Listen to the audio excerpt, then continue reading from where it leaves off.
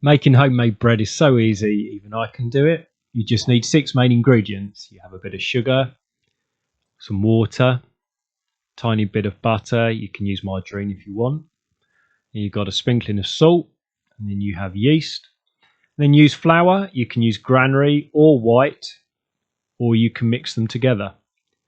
So just to explain, first of all, you put the yeast in the bottom, a teaspoon and a half.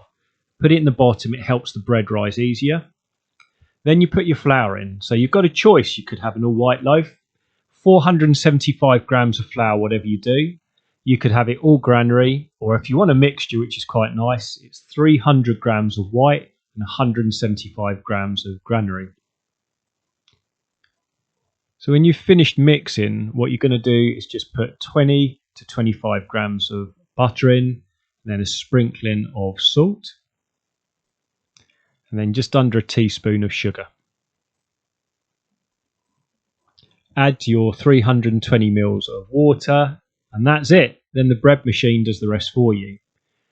This is just a second-hand one. You can get them really cheap, or you can buy a new one if you want. Set the size. We suggest a large. It's really simple. And then choose your baking time. Now you can do a rapid loaf in 1 hour and 55 minutes. You can do a white loaf slowly in 4 hours, or granary loaf slowly in 5 hours. So it depends how much time you've got. The longer you bake, generally you get a slightly better rise. And there's your finished loaf, as healthy as you like.